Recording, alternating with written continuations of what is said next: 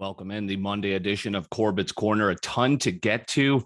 We got to start with the Vikings. After college football week 3 in the books, NFL week 2 in the books, NFL storylines always kind of swallow the weekend. So we'll start there and then dive into some college football.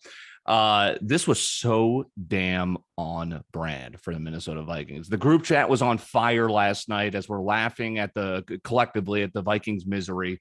Great game. I mean, not if you're a Vikings fan, but holy crap. I'm talking a surefire win. I'm talking about as surefire as the Chiefs last night before Edwards-Helaire, the sophomore, put it on the turf. A chip shot. I mean, a chip shot from a kicker nobody's effing heard of, but of course it's the Vikings who have the worst luck at kicker, worst luck in general, but especially a kicker. A chip shot, and he misses it. I mean, at the time I'm celebrating, I'm ecstatic because I think it saves my parlay. It ended up doing so, but just total Vikings loss. They still cover, so I hit them both ways. They had the Cardinals money line, the Vikings to cover, 1 point loss. I mean, we're discussing like, hey, what if they got a safety and all of a sudden they lose by 3 in OT, et cetera? What if they miss an extra point, they lose by 1, and then of course the kicker misses the field goal, and it's just the most comedically perfect Vikings loss. Always with this team, it's crazy, and it's got to stop because Kirk Cousins, the slander is there. Yes, he's not done it in a big game. He's primetime Kirk, but look at the stats from this past week and the stats so far in the 2 games that the Vikings have started 0-2. It's simply on Mike Zimmer right now. Kirk Cousins, glasses on. I got some stats here for you. Tons of stats this week here. 72%, 595 yards, 5 touchdowns, no picks against 2 solid defenses, right? The Cardinals, that team made Tennessee look asinine in week 1. I know the NFL is weird. So many things that happen one week are just bound to happen the opposite way the next. But then the Bengals also looking strong as a defense. That's not a bad defense.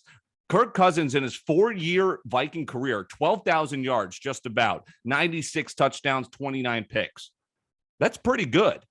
It hasn't led to anything, right? But it's got to stop with it's Kirk Cousins. It's Mike Zimmer. Zimmer's been good one year, bad the next. No real growth during his time. This was supposed to be the year, if he's according to that pattern, that they were supposed to be good again. They're about to go 0-4. I said this last week. They probably should have been 1-1, but the kicking woes continue, and the bad luck continues to suffer for Vikings fans. They're 0-2. Zimmer's got to be on the hot, him or Joe Judge for sure, the hot seat. So the first one's going this year, before this year is over, maybe the Black Monday right before the playoffs. I don't know, but unless Zimmer turns things around with that defense, it is going to be tough. Tough day for Paul Allen, who it's a hilarious call. I've retweeted it on Twitter where he's a total homer. He's a great broadcaster. He's been sports talk radio host for decades. He's the horse track announcer guy. He's the Vikings guy. He's got the Minneapolis miracle call where he's like falling out of his chair in celebration. Go listen to it because it sounds like, first of all, he says the kick is good. And I want you to imagine if you're listening to this in your car as a Viking fan, how ecstatic you are for the split second where he is celebrating, saying that the kick is good because he wasn't looking at the refs. He was looking at the side of the field goal from the press box, trying to see if that was in. And he was probably holding a money line ticket for the Vikings, probably pretty stiff, if you know PA, pretty stiff money line ticket. And his heart just gets ripped out as he has a pretty blunderingly embarrassing call that ends up going viral. Props to him, though he wore it, said it was his bad. And then Gus Johnson, who was on the call with Aqib Talib, he makes any game exciting, and it was an exciting game, so it just added to it. And he's losing his voice calling the game as the kick is missed. He couldn't believe it. Gus Johnson, an absolute gem. I encourage you to listen to both those sounds. They are hysterical. Falcons are so bad. I mean, I haven't even been paying attention to them this year because it's hard. It's too painful. They stink. Matt Ryan doesn't look good. I can't even defend him. I know the offensive line is terrible, and he has played the Buccaneers defense, which is just forcing 2 pick sixes. I mean, that's the defense that has won a championship, right? And they're looking pretty strong to repeat. And then also, I mean, the Eagles look pretty good. They limited the 49ers, who had a ton of offense in week 1 and then just had 17 against the Eagles on the road. I mean, look, what are we doing here? They're 0-2. I'm glad that they went with Arthur Smith and Matt Ryan, that they picked Kyle Pitts, but Jesus Christ, I'm starting to I'm a Matt Ryan guy more than I'm a Falcons guy. And I'm starting to say, hey, Falcons, you probably should have taken Justin Fields if you want a quarterback of the future, because Matt Ryan's starting to look his age. And I think it's because here's the difference. Tom Brady has aged gracefully because he's finally in Tampa Bay, and the NFC South is the new AFC East, right? Because the Falcons are terrible. I guess Carolina looks fine. You don't know what you're going to get with the Saints, but the Bucs look dominant. And when you put all these weapons on offense and defense around Brady, he's not going to look 44. He's got 9 touchdowns, and he's saying that he's playing until he's going to be 50 now, which is completely insane. But Matt Ryan, when you have a weak offensive line, young receivers, you're going to start looking like you're 37 a lot quicker. Phillip Rivers, same thing happened to him. Drew Brees near the end, his shoulder gave out. And meanwhile, Brady, the fountain of youth, is still ready to win a 7th and 8th Super Bowl. Who knows at this point? Why do I think the Falcons are going to win at the Giants this week? This is the one time the Giants are terrible. Joe Judge seems like a buffoon to me. Daniel Jones seems like the wrong pick at quarterback so many years ago. It seems like that when everyone's laughing at the Giants when they went, Daniel Jones is finally coming to fruition. So don't maybe the Falcons steal one here as an underdog on the road in the Meadowlands. But you need to be better, Matty Ice. If they're going to win that game, which I'm already feeling stupid for saying, even considering this, but he's going to have a good game in order for that to be an actual upset and not just me stupidly being a homer. The 2 pick sixes, I couldn't believe it. When it was 28-25, I was kind of like, wait a second, Falcons making this a game. And of course, they don't even cover a 12.5 spread. Just insane. I think the Raiders appear to be legit. Now they like to do this thing under John Gruden where they have some great games. They start hot and they eventually finish missing the playoffs, super cold, but 2 solid wins now. Look at that win over the Ravens, how that looks in hindsight now after what they did to the Chiefs, how they were able to finish that game off. And the Steelers, that's a solid win as well. So Las Vegas, can they keep it up? 2-0. Waller's a top threat. Ruggs in year number 2 appears to be one of the fastest guys in the league. There's Tyreek Hill, but Ruggs appears to be that next up-and-coming guy who could take the top off of defense. Derek Carr's got the arm to give it to him. Let's see if they can keep it going. John Gruden, Derek Carr, and company could be an interesting team, but that's a damn stacked division now. Bridgewater has he wins everywhere he goes. He's got the Broncos undefeated so far. Of course, you got Mahomes, and you got Herbert and a good team in the Chargers. So let's get to that Ravens-Chiefs game. It was everything we could have asked for. The over cashed easily, back and forth. At one point, the Chiefs are usually the team that makes an 11-point lead look small, and it was the Ravens who came back. And what a gutsy, it was the right call. What a gutsy call. They did this a couple of years ago in Lamar Jackson's MVP season where they ran the same kind of single wing, 1 yard to go, 4th and 1. Doesn't matter if it's in our own territory. We're winning this game. It's win or lose right here. If you don't get it, Mahomes wins it. If you do get it, boom, you win. You give it to your best player, Lamar Jackson, and he's got the first down. Game over. I was thinking that the Chiefs are going to win that live. They're driving. I place a bet on the Chiefs 3 plays before Clyde Edwards-Helaire puts the ball on the ground, and my soul left my body. Still not worried about the Chiefs. They should have won that game, except for football. Kind of like the Vikings. They probably should have won that team. I think the Vikings are still like the highest rated winless team right now, according to Football Power Index on ESPN. Not worried about the Chiefs. I still think they're the best team in the AFC. Tyreek Hill didn't do anything. Travis Kelce was still a monster, even though he was on Peyton's broadcast, saying basically not knowing who the hell he was playing that week. Oh, yeah, it was the Ravens. Jackson Mahomes pouring water on the Ravens fans. Just an overall bad look for the Chiefs, but I'm not worried. Mahomes was still Mahomes. That team, again, should be 2-0, but they're 1-1. They'll be fine. They'll represent the AFC in the Super Bowl. Niners, Eagles. How about Zach Kelly's 2-0 49ers? What did we learn here? It was just a gritty defensive battle. The Niners don't even have they're running out of people to put in the running back position. They're about to go get the concession stand worker to run Kyle Shanahan's offense back there behind Jimmy G. Bears take care of business at home. Joe Burrow looked rough. He looked like a sophomore quarterback, but that's a Bears defense that bounced back pretty strong here in week 2. They were at home, their home opener. Fields looked like a rookie. A lot of the rookies did. Zach Wilson, Mac Jones didn't really sizzle, and an easy win over the Jets. It was really Zach Wilson giving that game away. I wouldn't push the panic button on Fields because the Bengals got a good defense too. And Dalton getting injured, it wasn't like Fields was prepping to, make that home debut. So again, nerves play a factor. He gets the win is secured. He nearly gave it away there near the end, and hopefully he'll learn from that. And I'm sure he will, because he is just a rookie thrown into the Andy Dalton situation. They're still naming Dalton the starter if he is healthy. We'll see. Okay, let's talk college football. Boston College dominates Temple 28-3, even with Dennis Grosel, our backup quarterback, going. I thought this was wrong. I couldn't believe this. We won 28-3 with Grosel going 5 of 13 for 34 yards, a touchdown and a pick.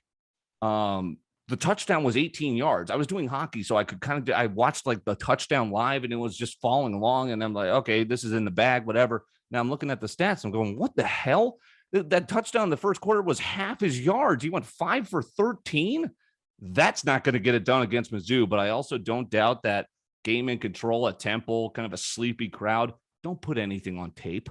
Save that for the Mizzou game. This is like the biggest game of the year so far, obviously. Parents Weekend, Alumni Stadium, Vegas absolutely disrespecting the Boston College Eagles by making them a dog. Boston College is the better team, even with Dennis Grosel. Mizzou is probably one of the worst defenses in the country. SEMO just almost rushed for 400 yards and 4 tutties against him on Mizzou's homecoming. I'm not actually sure it was their homecoming, but I'm pretty sure it was.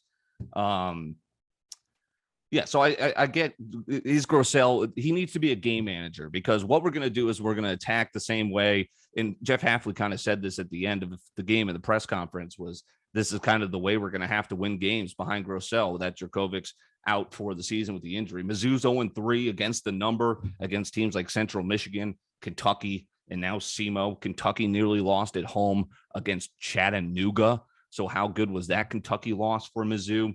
The 300, I said 400. It was 300 yards still, 4 touchdowns for Mizzou's rush defense. So what we're going to have to do for BC is have, I nearly said Steve Levy, Travis Levy, Patrick Garwo, Alex Sinkfield, former West Virginia running back.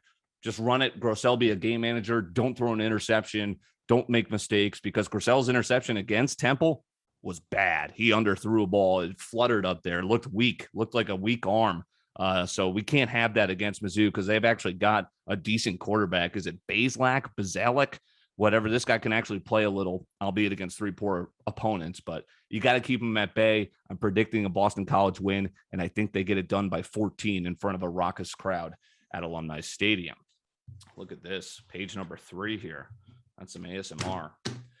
Let's talk Clemson. How did they look that bad against a team that lost in Northern Illinois? Georgia Tech comes into Death Valley and they nearly tie it in the last second. How?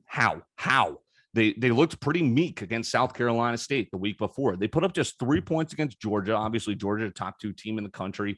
BC took it to them with DJ, their quarterback, last year when he took over for Trevor Lawrence when he had COVID at Death Valley. So close to pulling it off. Arguably could have pulled it off. So you got to be feeling pretty confident going in there. Not confident that, hey, we're going to go in and bust these guys up, but at least feeling pretty good that you gave a better team last year all they could handle at Death Valley. You're coming back this year and they look a little battered down. Clemson's got NC State this week and they're only 10-point favorites. Something's up this year. Vegas is telling us that maybe Clemson isn't as good as we think. So NC State, they also lost to Mississippi State, who just lost to Memphis and nearly lost to Louisiana Tech earlier. So, how good is NC State? Is that -10 a trap? That's going to be interesting. So what I'm worried about as we analyze the BC schedule, still sticking with my 11-1 prediction. And we become Clemson week. We might have to up that to 12-0. We'll see. So I don't want this to be a look ahead spot for BC. Don't look ahead, Mizzou. Don't get thinking about Clemson on the road as you see them slip down the standings thinking they're beatable. Don't look ahead. So I think the Vegas line is ridiculous. I think Jeff Hafley is a great coach. You'll have the boys ready to go. And I think it's going to be a great game. BC by 2 touchdowns. Then we're going to go and beat NC State at home after Clemson. We'll see how that goes. Let's just give them a dub for podcast sake. You go to Louisville. I'm a little bit more worried about Louisville. It's on the road. They just took out UCF in one of these weekday games. Then you go to Syracuse. You win there. That's easy. I've got to win at home against Virginia Tech under the lights on Friday. Virginia Tech, They just lost to West Virginia on the road. West Virginia, it's a solid program, but they lost to Maryland in the opener. Maryland's 3-0. I don't know. You could talk me into these, but I'm the homer play. Win versus Virginia Tech at home under the lights. Win at Georgia Tech. I'm not buying the Yellow Jackets. I still don't think they're good. I think Clemson's bad, or not bad, but much worse than they've been in the decade of dynasty since. Win at home versus Florida State. What a joke under 5.5 was for Florida State's win total. Told you to hammer it. I think they're going to get 2 wins maybe as they lose to Wake Forest. Here's the 2 wins I've got for them. UMass and Syracuse, and an interesting spot this week. They might clip Louisville at home, a letdown spot for the Cardinals after they just beat UCF. And then Boston College will beat Wake Forest at home. They're 3-0. They haven't played anyone. That includes Florida State. 12-0. 12-0. Are we there? Maybe play UNC or Va Tech in the ACC title game. Oh my God, I would so be there. Let's talk Gophers. Pretty damn good win at Colorado. I think they could rattle off 6 straight wins. Row the boat. I mean, the schedule sets up. If they keep playing like this, and again, who knows about the Colorado defense? Offense rather. They gave Texas A&M without their quarterback a scare. We'll find a lot more about Texas A&M this week in Dallas in a neutral site game against Arkansas, who looks damn good this year. I love Arkansas in that game. So I still, this would be great if they could play to the scheduling advantage. You were home versus Bowling Green this week. Dub. All right, come on. I know you let Miami, Ohio hang with you, but home versus Bowling Green, you should route them. At Purdue, that's a winnable game. That's a winnable game for Minnesota. Home versus Maryland. At Northwestern, home versus Illinois. Those are all winnable. Then you're going at Iowa, and we'll see what you're really made of. Football Power Index for ESPN has both BC and Minnesota going 7-5. Interesting. So FBI has Minnesota losing at Purdue for what it's worth, and then dropping the last 3 games of the season at Iowa, at Indiana, and home versus Wisconsin. So if you want to make something of your season, this 6-game stretch is for you, Gophers. For BC, they have losses to Clemson. Yep, understandable. NC State, I don't understand the hype around NC State. Louisville, okay, yeah, I'm a little bit worried. Va Tech's a rivalry game. That's always crazy. And Georgia Tech, I can't get you there. But they have us beating Mizzou, which contradicts Vegas. So that's interesting. I'll go with FPI there, and I'll go with my homer prediction. Let's talk about Nebraska. They turning a corner. How about that? I love hammering Scott Frost, but I can't deny what they've done against Oklahoma. Okay, let me try. Big win over Buffalo. All right. No, again, I got to applaud them. They just played Coastal Carolina. The Chanticleer is pretty tough. And now they hang with Oklahoma. But Oklahoma, they let Tulane hang with them. Tulane just gets they nearly gave up 100 points to Ole Miss. How good is Tulane? How good is Oklahoma? How good are the Huskers? No, you've impressed me so far. Let's see what you do if you can keep it going at Michigan State this weekend. That'll tell us a lot. Michigan State favored by 5 after they crushed Miami down south. I put this out on my stock watch. They are who we thought we are. Manny Diaz, the U, 0-3 against the number. Manny Diaz, not a good coach. Miami fan base is turning on him. They have been for some time. I'm interested to see how they finish out the season. And lastly, so is Michigan better than Ohio State this year? Starting out 3-0, Ohio State didn't look great against the pretty average Tulsa team. Want to see how they do against Wisconsin, that is, at Michigan State, at Penn State, home versus Ohio State in the rivalry game to end the season. Still a lot of season, but hey, Jim Harbaugh, good way to start 3-0, and you dominate all the 3 opponents. And who knows how that win over Washington early in the season will look come year's end. Washington always kind of figures it out mid-season. So let's see, Michigan, Jim Harbaugh. You've got my attention. We'll see how you can handle the rest of the season. Maybe surprises people. I mean, I think the title chance is wide open this year. Clemson, Ohio State look down after their quarterbacks leave for the NFL. Alabama looks like Alabama. Georgia's probably going to meet them there, or they'll face each other in the SEC title. Is it Oregon? I mean, Pac-12? I think there's a wide open scenario for the national title this year. And who knows? Maybe it'll be Clemson again. They'll sneak in Ohio State. Who knows? Probably be the same old Joes, and we'll end up watching the same college football final that we've come to know every single year since its inception. Let's get to baseball, the final 2 weeks of the season. I cannot believe the Cardinals swept both the Mets and the Padres. Unbelievable. The Cardiac Cards, they're back. I've been slamming them all year and leave it to them to play 500 baseball and then just click, turn it on, and grab my heart again right when it matters. I love Tyler O'Neill. This guy's got swag. He's jacked. He's an elite defender. He's got an arm. He's got speed. He hits nukes. He comes up clutch. I didn't initially like that trade. We gave up prize pitching prospect at the time, Marco Gonzalez, for Tyler O'Neill. It took him a year or two to kind of really start to show his potential, but now it looks awesome. He's electrifying. 4 games against the division-leading Milwaukee Brewers. Division pretty much locked up. And then 4 against the Cubs, who stink, but they're still going to want to knock us out of the playoffs, right? Rivalry. You've got a window now of a good core. O'Neill, Nolan Arenado, Goldie, Flaherty, if he could stay healthy, paired with Waino and Yachty in kind of the final years of their career. This screams 2006. This screams 2011, when we went in 11-11. That team just honored this past week. Can we make it 12-21? Who are we going to face in the wild card? The Dodgers or the Giants as they fight for the West Division. It's going to be a road game. Either way, we're heading out west. The notes I had here, Sosa and Carlson, also up-and-coming prospects. I mean, the mix of veterans and young guys, and just the Cardinals finding a way. Mike Schilt finding a way. We'll see what they could do in the postseason, because I think they're going to make it. They're now 3 games up in the wild card. Bader and DeYoung are fine. DeYoung's kind of losing his job to Sosa a little bit. Bader's a great defensive and speedy guy, but he doesn't really hit for OPS. He's got a home run here or there. He's got speed. He reminds me a little bit more of Randall Grichuk. I mean, serviceable player, he's starter, but he's not wowing me. And DeYoung, God, he was runner-up to Bellinger and Rookie of the Year when he started a couple of years ago. We give him this contract, and now he looks like a Ledmus Diaz. Better defender and more power than Diaz, but he can't hit for average anymore. The Illinois State product. Tough to see. Hopefully he could break out of it and give us some good at-bats here as the final 2 weeks of the postseason, or race to the postseason, are upon us. Dodgers or Giants? I would obviously want to rather face the Giants, but the Giants have had our number in the postseason this past decade, and then the Dodgers, we've kind of had their number. So I don't know. I mean, obviously, come on, let's beat the Brewers first. Let's get there. I'm getting ahead of myself, but it's pretty awesome to see what the Cardinals have done, winners of 8 straight back-to-back sweeps against playoff-hungry teams, and we might have just ended their seasons. What happened to the Padres? 16-26 since the trade deadline.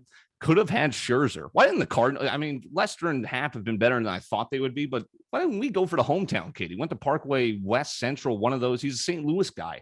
Instead, he goes to the Dodgers. The rich get richer. So the Padres get swept by the Cardinals in St. Louis. Tatis getting yelled at by his bench coach and Machado. It went viral. Apparently Machado saying it's not about fucking you. It's not about you. It's about the team. Tatis, what's going on? He's a young phenom, but is he making it about him? Is that why they're hurting the Padres? I mean, they went for it, right? These guys are $200-300 million players now. They trade the farm for Blake Snell. They trade the farm for all these good arms.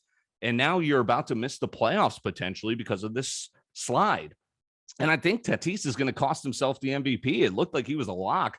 I personally like Harper for NL MVP. Just going, he takes the money, yes, leaves Washington, goes to Philly. They miss the playoffs, and then he watches Washington win without him. That's tough. He ate it, bit his tongue, just went out, did his job, didn't have the greatest start in Philly, but look what he's doing this year. Second best year of his long career now. What he did in 2015 was straight up nuts. 9.9 WAR, 42 bombs. He hit 330. His OPS was 1,100. This year, 313, 1050 OPS, 33 bombs. I give him the edge. Maybe Philadelphia's looking a bit better than the Padres, but both are right now on the outside looking in. I don't know. I just think Harper has been a bit more humble since he's gone to Philly, and I'm rooting for the guy. AL MVP, you got to go with Shohei, what he's doing. Tough. It's tough that the Angels find a way not to win again, even with a superstar. No Trout and Rendon due to injury certainly helped. That scenario was brutal. But you got to appreciate what Vladdy Jr. is doing. This kid's incredible what he's doing. He's leading the league in bombs, leading the league in average. Don't think he's going to get the triple crown because a lot of good run producers in the AL, Abreu, Salvador Perez. But Ohtani pitches. And he hits 44 home runs. And we haven't seen anything like this since before we were born. Since black and white pictures and videos existed and people were pitching slow pitch softball to Babe Ruth, and he was one that was pitching as well. except Ohtani throws 100, has a slider, a splitter, and hits 44 bombs, and he's a young 20-year-old. He's in his young 20s. You got to give it to him. Shohei and Harper, my picks for the respective MVPs. Hope you enjoyed Corbet's Corner. A lot to get to this week. Hope we got a lot of content pumping up for you guys here on the Corbett Sports Entertainment Podcast Network. Enjoy Packers-Lions tonight. I think the Lions might steal one. Rodgers, go on, bro. You got to get it together, former MVP. That'll do it. Take care.